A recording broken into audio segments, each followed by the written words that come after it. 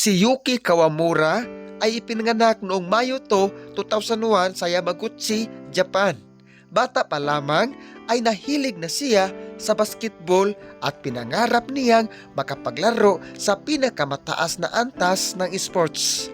Sa kabila ng kanyang 5'8" na tangkad, hindi niya hinayaang maging hadlang ito sa pag-abot ng kanyang mga pangarap, mga idol. Habang nag-aaral sa Fukuoka Daiichi High School, mabilis na nakilala si Kawamura, mga idol, bilang isa sa pinakamahusay na batang point guard sa Japan.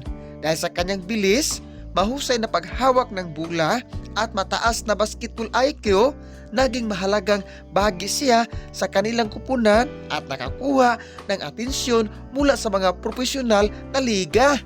Pagkatapos ng high school, mga idol, pumasok siya sa Yokohama Big Corsairs ng B-League. Doon lalo niyang pinatunayan ang kanyang kakayahan laban sa mas matatangkad at mas malalakas na kalaban.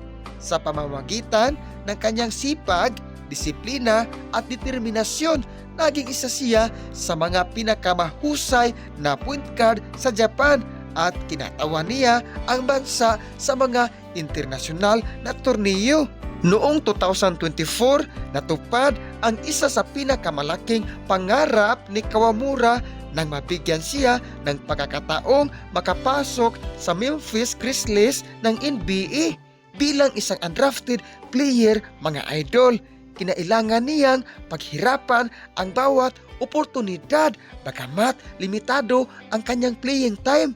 Ipinakita niya na kaya niyang makipagsabayan sa mas pinakamahusay na malalaro sa buong mundo, mga idol.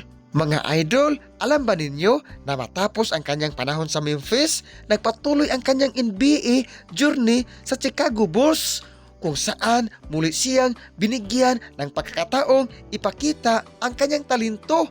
Patuloy siyang nagsisikap na patunayan na ang tunay na lakas ng isang atleta ay hindi nakikita sa tangkad, kundi sa puso, tiyaga at lalong-lalo na ang dedikasyon sa laro.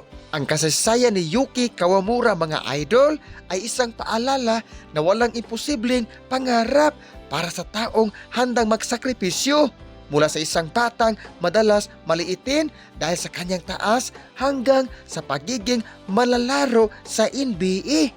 Ipinakita niyang ang determinasyon at walang sawang pagsisikap ang tunay na susi sa tagumpay, mga idol. Hanggang ngayon, patuloy siyang nagbibigay ng inspirasyon sa mga kabataang nangangarap na balang araw ay maabot din ang kanilang mga mithiin. Sa kasalukuyan, mga idol, ipinagpapatuloy ni Yuki Kawamura ang kanyang pangarap sa Indiana Pacers, isang bagong yugto sa kanyang karera sa NBA. Bit-bit ang kanyang sipag, disiplina at karanasan na kuha mula sa mga naunang kupunan. Patuloy niyang pinatunayan na kaya niyang makipagsabayan sa pinakamahuhusay na malalaro sa buong mundo.